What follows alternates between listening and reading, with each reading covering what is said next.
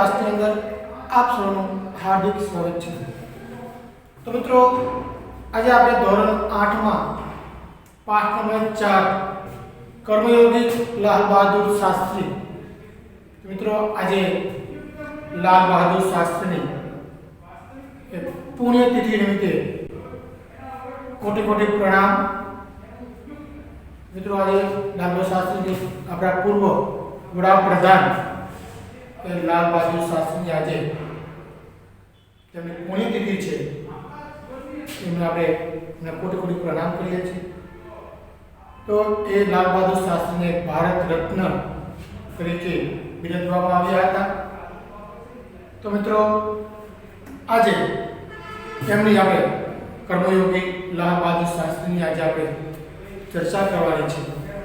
तो मित्रों लाल बहादुर शास्त्री ए लोगों माटे केवा प्रकारनी कामगीरी करता हता अने एमना जीवनमां एवा केवा भावो हता कि समर्पण भावना, कर्तव्यनिष्ठ, कर्मठता अने सेवा आ एमना जीवनमां आवी भावनाथी ए कार्य करता था। भले वडाप्रधान पद पर हता पण छतां लोकोनुं सेवानुं काम पण ए फरज निभावता हता। तो आवा कर्मयोगी लाल बहादुर शास्त्री एनी आज आ पुण्यतिथि पर आपणे जेमनो पाठ भणी रह्या छीए। तो जोईए विद्यार्थी मित्रों, तो सौथी पहेला आपणे आ पाठनो एक वीडियो જોઈએ, ત્યારબાદ આપણે આ લાલ બહાદુર શાસ્ત્રીની પાઠની વિસ્તૃત સમજૂતી મેળવીશું। તો જોઈએ પાઠનો વિડિયો।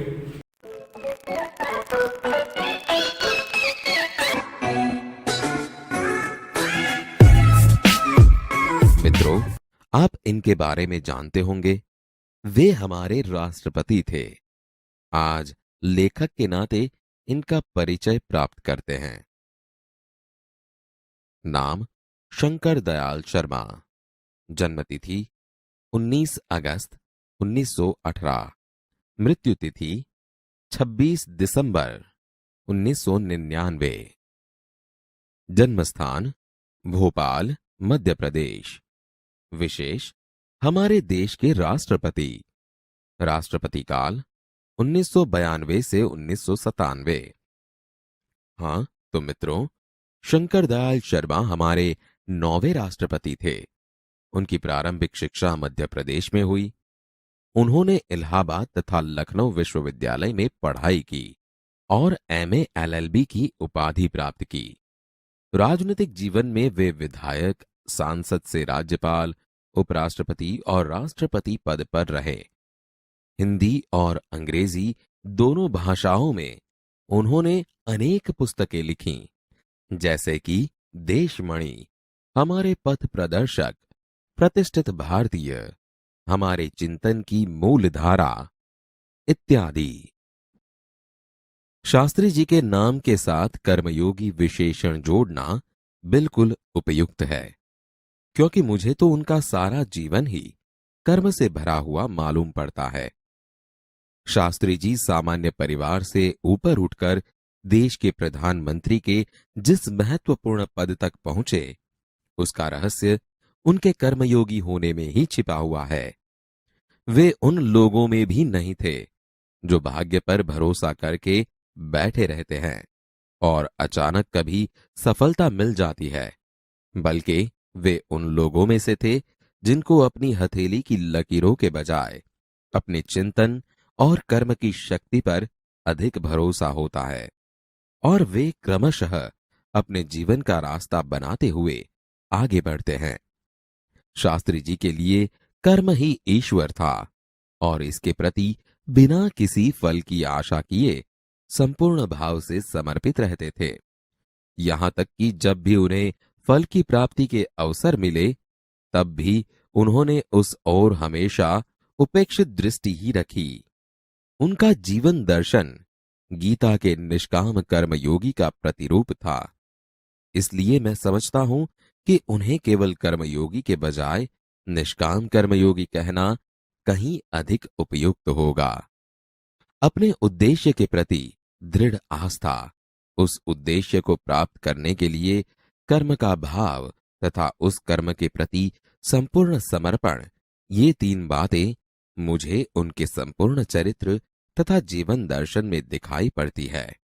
अपने एक भाषण में उन्होंने इसी तरह के विचार व्यक्त करते हुए कहा था, यहां तक कि भले ही आप राजनीतिक क्षेत्र या सामाजिक क्षेत्र या किसी अन्य क्षेत्र में कार्य करते हैं, यदि आप उसमें सफल होना चाहते हैं, अपने दायित्वों का पूरी तरह से निर्वाह करना चाहते हैं, तो आपके कार्य और समर्पण तथा भक्ति और कर्म में समन्वय होना चाहिए।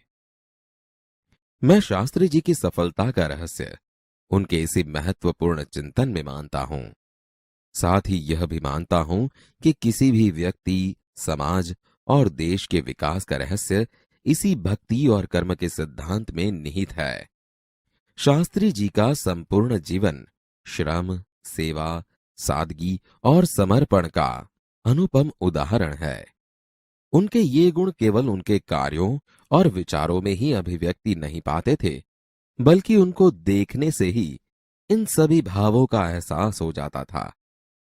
उनके अपने व्यक्तित्व में विचारों का अनोखा समन्वय था। वे जो कुछ कहते थे वही करते थे। जो कुछ भी करते थे वह एकमात्र राष्ट्र लाभ की भावना से प्रेरित होकर करते थे। मुझे लगता है कि यह उनके चरित्र की एक बहुत बड़ी विशेषता थी, जिसके कारण देशवासी उन पर इतना अधिक विश्वास करते थे और उन्हें चाहते भी थे।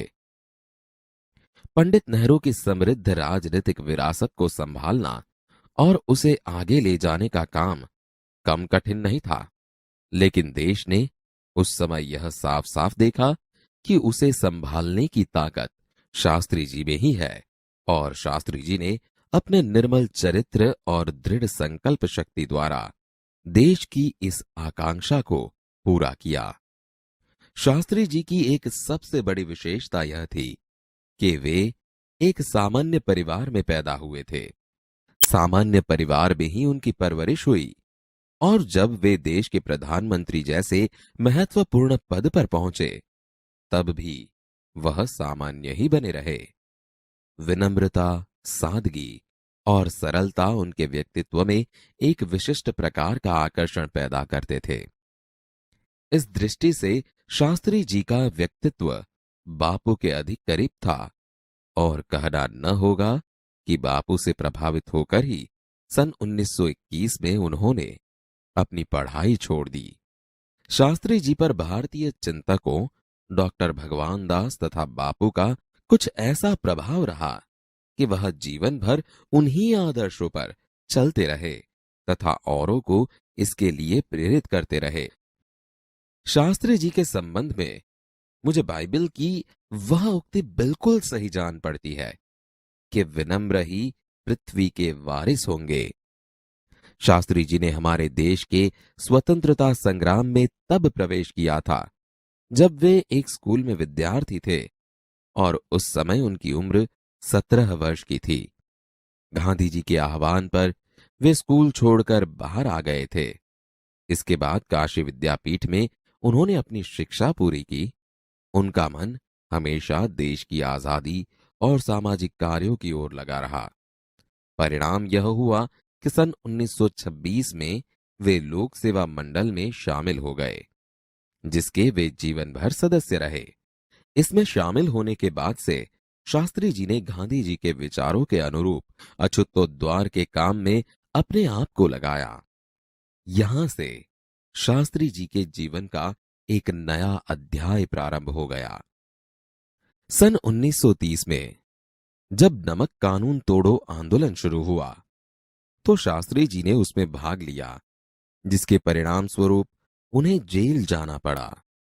यहां से शास्त्री जी की जेल यात्रा की जो शुरुआत हुई, तो वह सन 1942 के भारत छोड़ो आंदोलन तक निरंतर चलती रही। इन 12 वर्षों के दौरान वे 7 बार जेल गए। इसी से यह अंदाजा लगाया जा सकता है कि उनके अंदर देश की आजादी के लिए कितनी बड़ी ललक थी। दूसरी जेल यात्रा उन्हें सन 1932 में किसान आंदोलन में भाग लेने के लिए करनी पड़ी। सन 1942 की उनकी जेल यात्रा 3 वर्ष की थी, जो सबसे लंबी जेल यात्रा थी। इस दौरान शास्त्री जी जहां एक ओर गांधी जी द्वारा बताए गए रचनात्मक कार्यों में लगे हुए थे, वहीं दूसरी ओर पदाधिकारी के रूप में जनसेवा के कार्यों में भी लगे रहे। सन 1935 में वे संयुक्त प्रांतीय कांग्रेस कमेटी के सचिव बनाए गए। इस पद पर वे 1938 तक रहे। किसानों के प्रति उनके मन में विशेष लगाव था, इसलिए उनको सन 1936 में किसानों की दशा का अध्ययन करने वाली एक कमेटी का अध्यक्ष बनाया गया। पूरी लगन के साथ काम करके उन्होंने अपनी रिपोर्ट प्रस्तुत की, जिसमें जमींदारी उन्मूलन पर विशेष जोर दिया गया। इसके बाद के 6 वर्षों तक वे इलाहाबाद की नगरपालिका से किसी न किसी रूप में जुड़े रहे। मैं समझता हूं कि इस अनुभव ने भी शास्त्री जी के व्यक्तित्व और चिंतन को नागरिकों की समस्याओं से निकट से परिचित कराया। उनके पास ग्रामीण जीवन का अनुभव था। अब इसके साथ ही इलाहाबाद नगरपालिका ने जनसेवा का भी अनुभव जोड़ दिया था। लोकतंत्र की इस आधारभूत इकाई में कार्य करने के कारण वे देश की छोटी छोटी समस्याओं और उनके निराकरण की व्यावहारिक प्रक्रिया से अच्छी तरह से परिचित हो गए थे। कार्य के प्रति निष्ठा और मेहनत करने की अदम्य क्षमता के कारण सन 1937 में वे संयुक्त प्रांतीय व्यवस्थापिका सभा के लिए निर्वाचित हुए। सही मायने में यहीं से शास्त्री जी के संसदीय जीवन की शुरुआत हुई, जिसका समापन देश के प्रधानमंत्री पद तक पहुंचने में हुआ। शास्त्री जी को भारतीय राजनीति की इतनी सही और गहरी पकड़ थी कि श्रीमती इंदिरा गांधी ने उन्हें अपना राजनीतिक गुरु मानते हुए कहा था कि उन्हीं के मार्गदर्शन में मेरा राजनीतिक जीवन शुरू हुआ। देश की आजादी के बाद उत्तर प्रदेश तथा केंद्र सरकार में शास्त्री जी भिन्न भिन्न पदों पर रहे। उत्तर प्रदेश में उन्हें गृह मंत्री बनाया गया। बाद में पंडित नेहरू के अनुरोध पर वे केंद्र में आ गए। केंद्र में उन्होंने रेल और परिवहन, संचार, वाणिज्य, उद्योग और गृह जैसे महत्वपूर्ण मंत्रालयों में मंत्री पद संभाला। इन पदों पर रहते हुए शास्त्री जी ने अपनी जिस प्रशासकीय दक्षता का प्रमाण दिया, वह हमारे देश के लिए एक उदाहरण है। अपने मंत्रालयों के कार्यों में उनका दृष्टिकोण अत्यंत व्यवहारिक तथा सभी प्रकार की औपचारिकताओं से परे होता था। वे अपने को कभी भी अपने पद के कारण ऊंचा नहीं मानते थे। उनकी बड़ी सीधी सी धारणा थी कि वे जनता के शासक नहीं बल्कि जनता के सेवक हैं। ऐसी भावना से कार्य करने के कारण उन्हें अपने मंत्रालय में तो लोकप्रियता मिली ही, साथ ही साथ सारे देश में भी लोकप्रियता मिली। इसी लोकप्रियता का परिणाम था कि पंडित नेहरू के निधन के बाद देश ने उन्हें प्रधानमंत्री के रूप में स्वीकार किया। देश के इस महत्वपूर्ण पद पर रहते हुए केवल 19 महीने के छोटे से समय में उन्होंने जितनी सफलताएं और लोकप्रियता प्राप्त की, वह एक उदाहरण है। शास्त्री जी के सामने अपना उद्देश्य बिल्कुल स्पष्ट था। उसमें किसी प्रकार का धुंधलापन या भटकाव नहीं था। वे हमारे देश के अत्यंत महत्वपूर्ण पदों पर रहे और इन पदों पर रहते हुए स्वाभाविक रूप से वे अधिकार संपन्न भी थे, लेकिन उन्होंने हमेशा आत्मसंयम से काम लिया तथा अधिकारों से अधिक कर्तव्यों को तरजीह दी। शायद इसीलिए शास्त्री जी इतने अधिक लोकप्रिय भी हो सके। उन्होंने अलीगढ़ मुस्लिम विश्वविद्यालय के दीक्षांत समारोह में 19 दिसंबर 1964 को छात्रों को संबोधित करते हुए कुछ इसी तरह के विचार व्यक्त किए थे। आपके भविष्य की मंजिल चाहे जो कुछ भी हो, आप में से प्रत्येक को यह सोचना चाहिए कि आप सबसे पहले देश के नागरिक हैं यह आपको संविधान द्वारा प्रदत्त कुछ अधिकार देता है, लेकिन इससे कुछ कर्तव्यों का भी बोझ आता है, जिसे समझना चाहिए। हमारा देश प्रजातांत्रिक है, जो निजी स्वतंत्रता देता है, लेकिन इस स्वतंत्रता का उपयोग एक व्यवस्थित समाज के हित में स्वेच्छा से लगाए गए प्रतिबंधों के तहत होना चाहिए। अधिकार, कर्तव्य और आत्मसंयम के बारे में यह अत्यंत महत्वपूर्ण बात शास्त्री जी ने कही थी, जिसे आज याद रखने की जरूरत है। तो विद्यार्थी मित्रों, આપણે આ લાલ બહાદુર શાસ્ત્રીનો વિડિયો જોયો। આપણા સરસ મજાની એમનામાં રહેલી આ કાવ્ય પ્રાંત કે કેવા કેવા પ્રકારના કાર્યો એમને કરેલા છે, કેવા કેવા પ્રકારના કામ કરી અને લોકોની સેવા એમણે કરી છે, એનો આપણે વિડિયો જોયો। તો આપણે હવે જોઈએ આ પાઠની અંદર વિસ્તૃત સમજૂતી આપણે મેળવીએ। કર્મયોગી લાલ બહાદુર શાસ્ત્રી પાઠના લેખક છે શંકરલાલ शर्मा। शंकरलाल शर्मा भारत के 9वें राष्ट्रपति श्री शंकर दयाल शर्मा का जन्म भोपाल मध्य प्रदेश में हुआ था। भारत का 9वां राष्ट्रपति ये शंकर दयाल शर्मा का जन्म ये भोपाल मध्य प्रदेश में हुआ था। आपकी आरंभिक शिक्षा मध्य प्रदेश में हुई।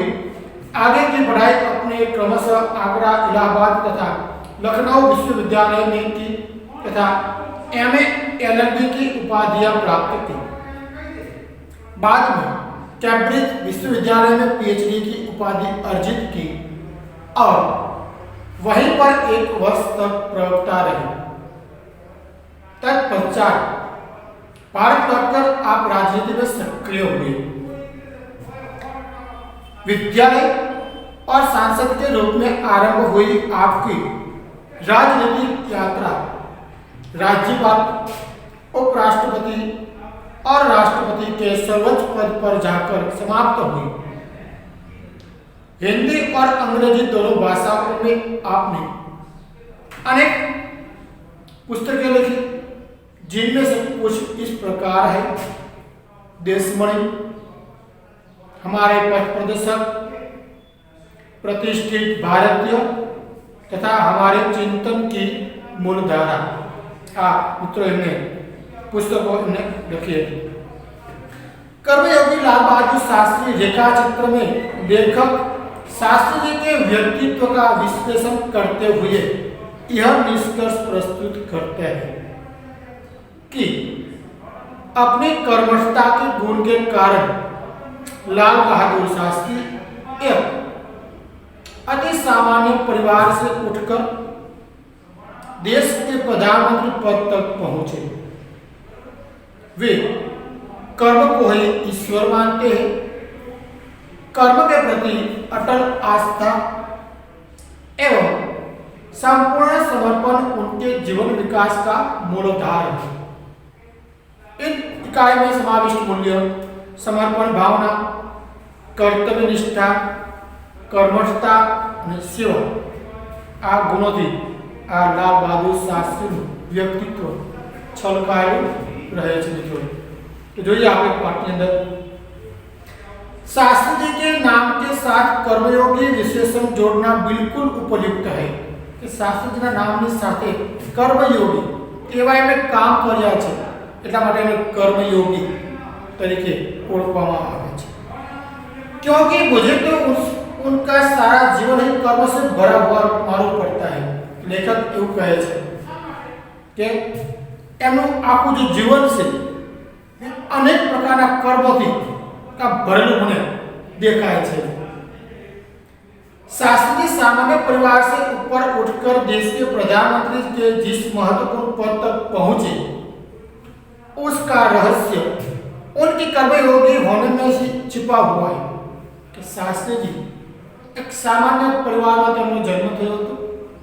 ત્યાંથી એક ઉભા થઈ અને આગળ આવે અને આવા એક પ્રધાનમંત્રી जब महत्वपूर्ण पद तक पहुंचे છે ત્યારે કર્મયોગી હોને કે ભાઈ કર્મયોગી છે એવું આ લેખકને જાણ થઈ છે।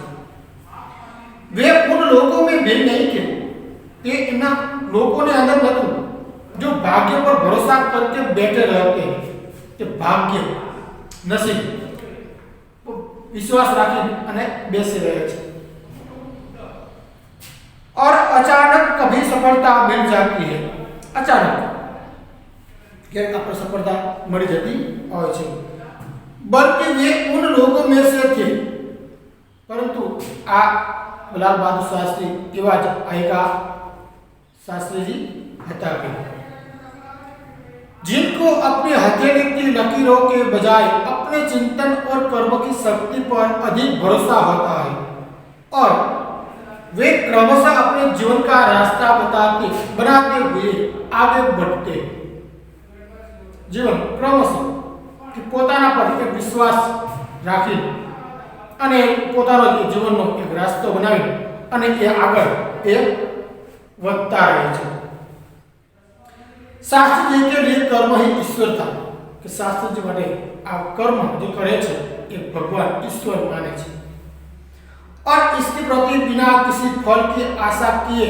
संपूर्ण भाव से समर्पित रहते थे यहाँ तक कि जब भी उन्हें फल की प्राप्ति के अवसर मिले तब भी उन्होंने उस और हमेशा उपेक्षित दृष्टि ही रखी उनका जीवन दर्शन गीता के निष्काम कर्मयोगी का प्रतिरूप था इसलिए मैं समझता हूं कि उन्हें केवल कर्मयोगी के बजाय निष्काम कर्मयोगी कहना कहीं अधिक उपयुक्त होगा ये अनेक प्रकारना એમને એવા કર્મો કાર્ય કર્યા છે એટલે નિષ્કામ કર્મયોગી તરીકે ઓળખવામાં આવે છે अपने उद्देश्य के प्रति दृढ़ आस्था उस उद्देश्य के प्राप्त करने के लिए कर्म का भाव तथा उस कर्म के प्रति संपूर्ण समर्पण ये तीन बातें मुझे उनके संपूर्ण चरित्र तथा जीवन दर्शन में दिखाई पड़ती है कि कोई पण प्रकार काम करता हो तो एनी अंदर तो સૌથી પહેલા એક કર્મનો ભાવ હોય અને સાથે સાથે આખું જે સંપૂર્ણ સમર્પણ બધું જ એની પાછળ સમર્પિત કરી દીધું હોય દ્રઢ આસ્થા દ્રઢ મક્કમ નિશ્ચય આ બધું ધ્યાનમાં રાખી અને એ આવું કાર્ય करता है अपने एक भाषण में उन्होंने इसी तरह के विचार व्यक्त करते हुए कहा था कि हमने एक भाषण में अंदर एक एवं सरस विचार करी व्यक्ति कर्यो હતો कि यहाँ तक कि भले ही आप राजनीतिक क्षेत्र या सामाजिक क्षेत्र या किसी अन्य क्षेत्र में कार्य करते हैं यदि आप उसमें सफलता होना चाहते हैं अपने दायित्व का पूरी तरह से निर्वाह करना चाहते हैं तो आपके कार्यों और समर्पण तथा भक्ति और कर्म में समन्वय होना चाहिए तो तमे कोई पण तमे राजकारण क्षेत्रनी अंदर कोई सामाजिक क्षेत्रनी अंदर तो कोई पण कार्यनी अंदर तो कार्य करो छो काम करो छो तो यदि आप सफलता कि तमे सफलता मेळववा मांगो छो अथवा तो दायित्व तो पूરું પાડવા માંગે એ પાસે તમે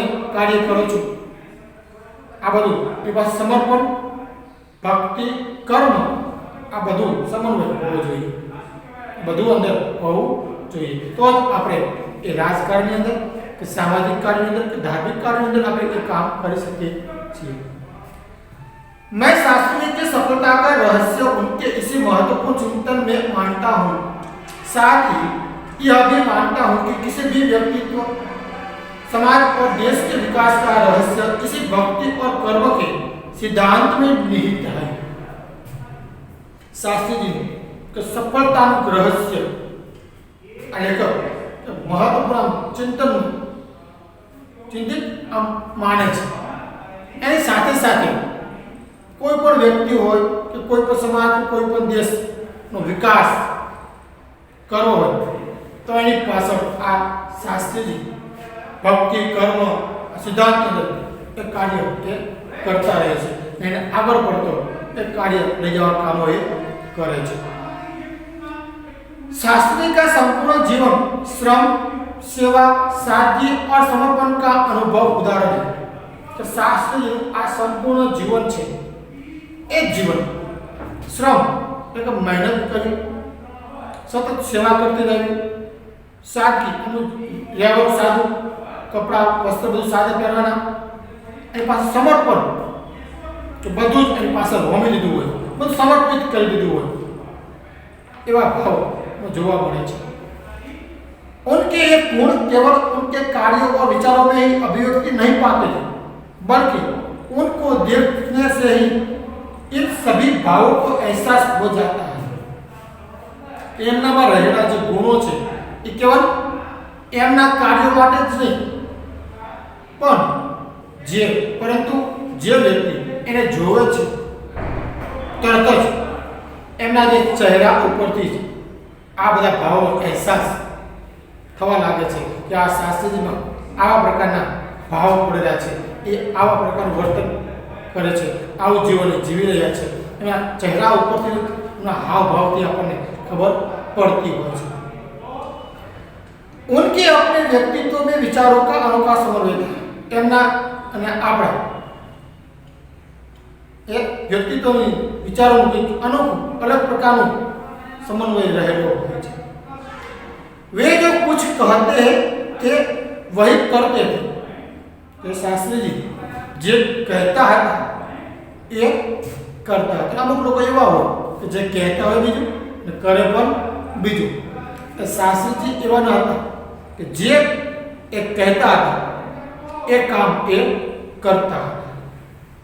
जो कुछ भी करते थे, जो कहीं पर कर सकता है, वह एकमात्र राष्ट्र लाभ की भावना से प्रेरित होकर करते थे।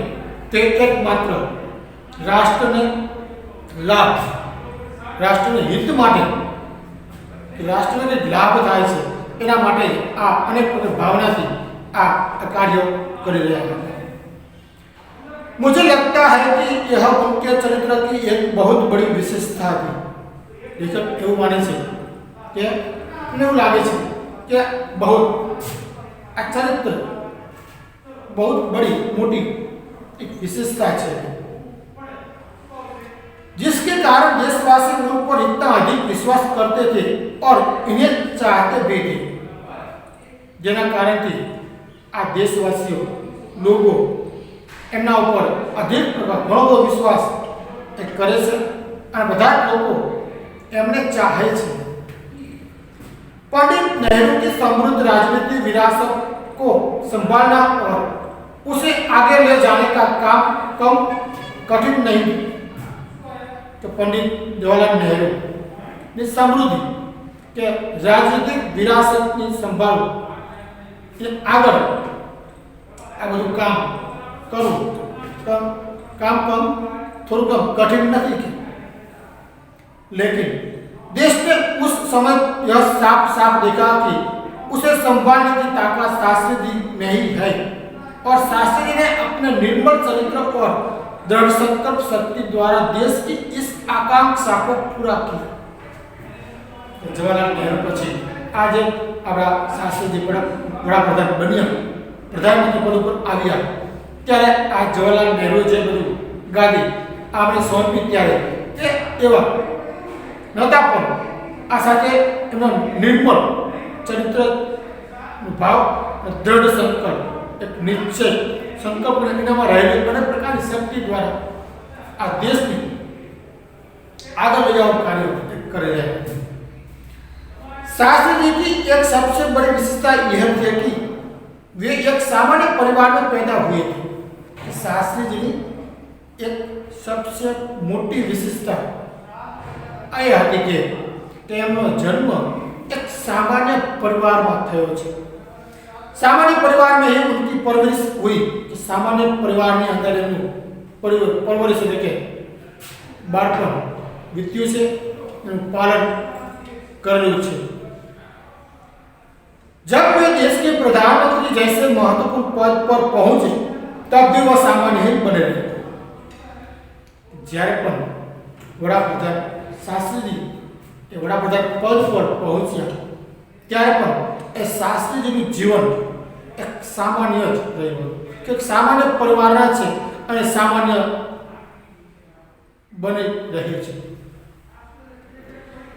विनम्रता, सादगी और सरलता उनके व्यक्तित्व में एक विशिष्ट प्रकार का आकर्षण पैदा करते थे। विनम्रता, सादगी, सरलता आ બધા ભાવ ભાવ આ વ્યક્તિત્વને क्या शास्त्री ने अंदर विशिष्ट प्रकार आम आकर्षित થતા देखाय છે। इस दृष्टि में शास्त्री का व्यक्तित्व बापू के अधिक करीब था। आ दृष्टि, आ नजर शास्त्री का व्यक्तित्व के बापू के अधिक करीब नजीक હતું। कहना न होगा कि बापू से प्रभावित होकर ही सन 1921 में उन्होंने अपनी पढ़ाई छोड़ी थी। बापू से प्रभावित, बापू गांधी बापू जो साथ रहे 1921 में उन्होंने एमनी भणवानुं एमने छोड़ दीधुं हतुं। शास्त्री पर भारतीय चिंतकों डॉक्टर भगवान दास बापू का कुछ ऐसा प्रभाव रहा कि वह जीवन भर उन्हीं आदर्शों पर चलते रहे। शास्त्री पर भारतीय अनेक प्रकार चिंतकों डॉक्टर भगवान दास और गांधी बापू प्रभाव जीवन पर कहीं कहीं आदर्शों पर पड़ते रहे तथा औरों को इसके लिए प्रेरित करते रहे। बीजाने पर एना साथे साथे जोड़ता रहे समावेश करता रहे। शास्त्री के संबंध में मुझे बाइबल की वह युक्ति बिल्कुल सही जान पड़ती है कि विनम्र ही पृथ्वी के वारिस होंगे। शास्त्री जी आ संबंध में एक लेखक ने कि बाइबल की एक आ युक्ति पंक्ति है एमें सही साची के जान थाय छे के विनम्र ही पृथ्वी के वारिस होंगे। कि जे विनम्रता दाखवे छे ए आ पृथ्वीना एवा आ लोग मनुष्य होय छे। शास्त्री जी ने हमारे देश के स्वतंत्रता संग्राम में तब प्रवेश किया था जब वे एक स्कूल में विद्यार्थी थे। शास्त्री जी के हमारा देश में स्वतंत्रता संग्राम में त्यारे तमे गांधीजी साथे स्वतंत्रता संग्राम में प्रवेश कर्यो हतो त्यारे आ शास्त्री जी एक स्कूल ना एक विद्यार्थी हता। उस समय उनकी उम्र 70 वर्ष की थी। त्यारे एमनी उम्र 70 वर्ष की थी। त्यारे आ स्वतंत्रता संग्राम में अंदर एक जोड़ाया था। गांधी जी के आह्वान पर वे स्कूल छोड़कर बाहर आ गए थे। गांधी जी कहवाथी ए स्कूल छोड़ी अने बाहर आव्या था। इसके बाद काशी विद्यापीठ में उन्होंने अपनी शिक्षा पूरी की। एना पछी आ काशी विद्यापीठ में एमने एमनी शिक्षा यहाँ पूरी करी। उनका मन हमेशा देश की आज़ादी और सामाजिक कार्य की ओर लगा रहा। तेमनुं मन हमेशा माटे कि देश की आज़ादी और सामाजिक कार्यों में अंदर लगे रहे। परिणाम यह हुआ कि सन 1926 में वे लोक सेवा मंडल में शामिल हो गए। परिणाम यह आया कि 1926 में एक लोक सेवा मंडल में शामिल थे जिसके वे जीवन भर सदस्य रहे। जिसके वे जीवन भर जीव्या त्या सुधी एक सभ्य पद पर रहा। इसमें शामिल होने के बाद से शास्त्री ने गांधी जी के विचारों के अनुरूप अशुद्ध द्वार के काम में अपने आप को लगाया। एमा शामिल थे અને ત્યાર પછી આ શાસ્ત્રીજીને ગાંધીજીના એવા વિચારો अनुरूप अनेक प्रकारना एक काम ये करता थे। यहाँ से शास्त्री जी के जीवन का एक नया अध्याय प्रारंभ हो गया।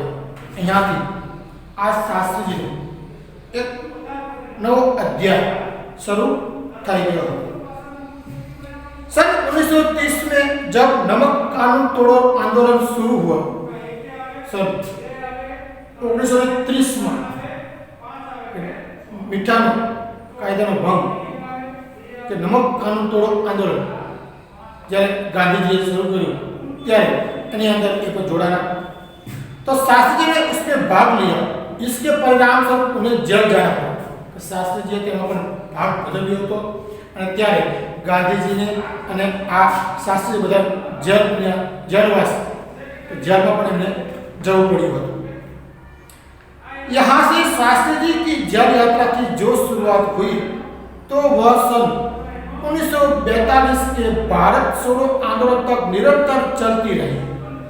અહીંયાથી આ શાસ્ત્રીજીની જેલ યાત્રા શરૂ થઈ છેક 1942 સુધી કે ભારત છોડો આંદોलन છોડો ત્યાં સુધી એક જ ધારી નિરંतर ચાલતી જ रही है। इन 12 वर्षों के दौरान वे 7 बार जेल गए। 12 वर्ष के अंदर ये 7 वक्त जेल में गया है। इसी से यह अंदाजा लगाया जा सकता है कि उनमें अंदर देश की आजादी के लिए कितनी बड़ी लड़त એટલે આપણે અંદાજો એ માનવામાં આવે છે કે શાસ્ત્રીજીની અંદર દેશ માટે કેટલી બધા લડત પડી હતી। दूसरी जेल यात्रा उन्हें सन 1932 के किसान आंदोलन में भाग लेने के लिए करनी पड़ी। बीजी जेल यात्रा तेमने 1932 में किसान आंदोलन में भाग लेने के लिए करनी पड़ी। सन 1945 की उनकी जेल यात्रा 3 वर्ष की थी, जो सबसे लंबी जेल यात्रा थी। सन 1942 में તેમની જેલ યાત્રા હતી એ 3 વર્ષની હતી। એ સૌથી લાંબી જેલ યાત્રા એ હતી 3 વર્ષની। इस दौरान शास्त्री जी जहां एक और गांधी जी द्वारा बताए गए रचनात्मक कार्य में लगे हुए थे, वहीं दूसरी और पदाधिकारी के रूप में जन सेवा के कार्य में भी लगे रहे। ત્યાંથી આ શાસ્ત્રી जी गांधी जी સાથે गांधी जी જેવા કામ બતાવતા હતા અને એક કાર્ય એક કામ કરતા હતા। वही दूसरी और पदाधिकारी के रूप में जन सेवा लोगों की सेवा काम पण करता है। सन 1935 में वे संयुक्त प्रांतीय कांग्रेस कमेटी के सचिव बनाए गए। सन 1935 के अंदर संयुक्त प्रांतीय कांग्रेस कमेटी ना सचिव बनावવામાં આવ્યા। इस पद पर वे 1938 तक रहे। તે પદ ઉપર તેઓ 1938 સુધી રહ્યા। किसानों के प्रति उनके मन में विशेष लगाव था। किसानों ने के ખેડૂતોને તેમના પ્રતિ ઘણો બધો लगाव संबंध હતો। इसलिए उनको सन 1937 में किसानों की दशा का अध्ययन करने वाली एक कमेटी का अध्यक्ष बनाया गया। તેમણે 1937 के अंदर किसानों की दशा कि ખેડૂતી દશાનું અધ્યયન દેખરેખ રાખવા માટે અને એક અધ્યયન કરવા માટે અને એક કમિટીને એક અધ્યક્ષ બનાવવામાં પણ આવ્યા હતા। पूरी लगन के साथ काम करके उन्होंने अपनी रिपोर्ट प्रस्तुत की, जिसमें जिम्मेदारी उन्मूलन पर विशेष जोर दिया। पूरी लगन જેના તાકાત હતી એટલે તાકાતથી એક કામ શરૂ કરી દીધા। અનેક પ્રકારના રિપોર્ટો તૈયાર કરતા થયા અને એની જિમ્મેદારી ધીરે ધીરે વધવા લાગી।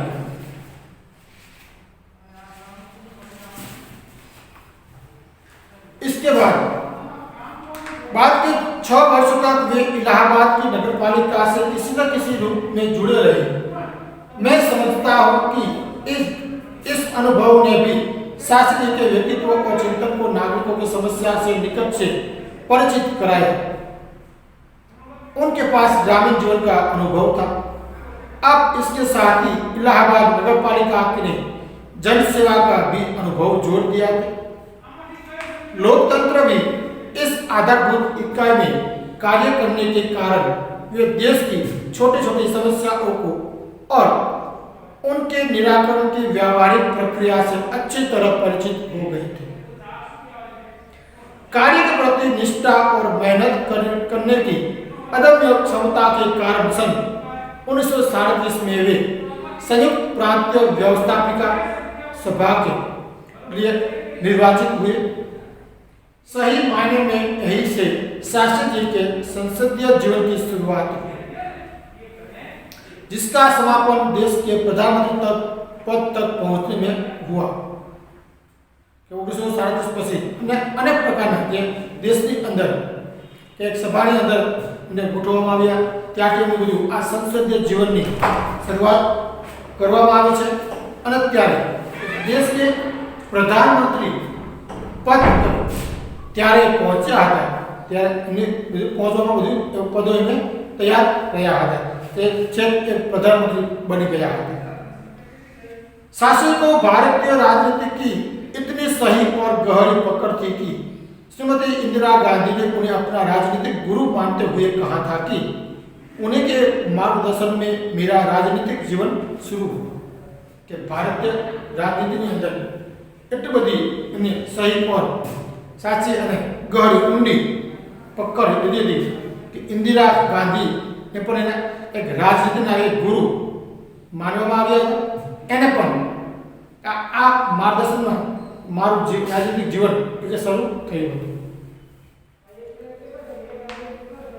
देश की आजादी के बाद उत्तर प्रदेश तथा केंद्र सरकार में शासकीय भिन्न भिन्न पदों पर रहे। उत्तर प्रदेश में उन्हें गृह मंत्री बनाया गया। बाद में पंडित नेहरू के अनुरोध पर वे केंद्र में आ गए। केंद्र में उन्होंने रेल और परिवहन, संचार, वाणिज्य, उद्योग और गृह जैसे महत्वपूर्ण मंत्रालय में मंत्री पद संभाला। इन पदों पर रहते हुए शासक जी ने अपनी जिस प्रशासकीय दक्षता का प्रमाण किया और वह हमारे देश के लिए एक उदाहरण है। अपने मंत्रालयों के कार्य में उनका दृष्टिकोण अत्यंत व्यवहारिक तथा सभी प्रकार की औपचारिकताओं से परे होता था। वे अपने को कभी भी अपने पद के कारण ऊंचा नहीं मानते। उनकी बड़ी सीधी सी धारणा थी कि वे जनता के शासक नहीं बल्कि जनता के सेवक हैं। तो जनता शासक नहीं पर जनता लोगों की सेवा करवा मानस छूं, मारे लोगों की सेवा करवानी છે એવું માનીને એ कार्य करता है। ऐसी भावना से कार्य करने के कारण उन्हें अपने मंत्रालय में तो लोकप्रियता मिली ही, साथ ही साथ सारे देश में भी लोकप्रियता मिली। इसी लोकप्रियता का परिणाम था कि पंडित नेहरू के निधन के बाद देश ने उन्हें प्रधानमंत्री के रूप में स्वीकार किया। पंडित जवाहरलाल नेहरू निधन मृत्यु थई ते पछी आ शासकजी ने ए वडाप्रधान पद पर पहुंचाड़वा आव्या। देश के इस महत्वपूर्ण पद पर रहते हुए केवल 19 महीने के छोटे से समय में उन्होंने जितनी सफलताएं और लोकप्रियता प्राप्त की वह एक उदाहरण है कि 19 महीने के अंदर એટલું બધું નાના સમયની અંદર ઘણું બધું કામ સફળતાઓ लोकप्रियता के लोगों ने चाहता તે થયા હતા। शासक जी के सामने अपना उद्देश्य बिल्कुल स्पष्ट था कि शासक जी के सामने उद्देश्य बिल्कुल स्पष्ट दिखा तो उसमें किसी प्रकार का धुंधलापन या भटकाव नहीं था। वे हमारे देश के अत्यंत महत्वपूर्ण पदों पर रहे और इन पदों पर रहते हुए स्वाभाविक रूप से वे अधिकार संपन्न भी थे, लेकिन उन्होंने हमेशा आत्मसंयम से काम लिया तथा अधिकारों से अधिक कर्तव्यों की तरजीह दी। शायद इसलिए शासक जी इतने अधिक लोकप्रिय भी हो सके। उन्होंने अलीगढ़ मुस्लिम विश्वविद्यालय के दीक्षांत समारोह में 19 दिसंबर 1964 को छात्रों को संबोधित करते हुए कुछ इसी तरह के विचार व्यक्त किए थे। आपके भविष्य की मंजिल चाहे जो कुछ भी हो, आप में से प्रत्येक को यह सोचना चाहिए कि आप सबसे पहले देश के नागरिक हैं।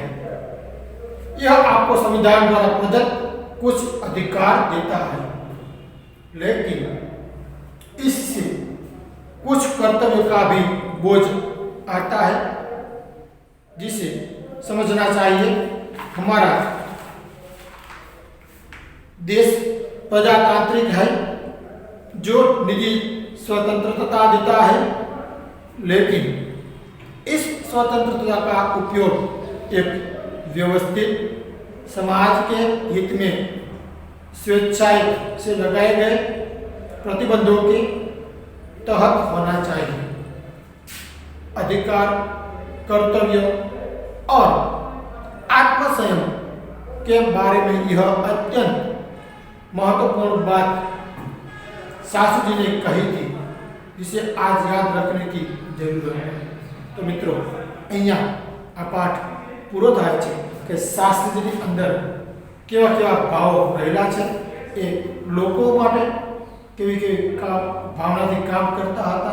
ए सामान्य परिवारनी अंदर जन्म थयो छतां पण एक सामान्य बने लोकोनी साथे रही अने ए कार्य करता हता।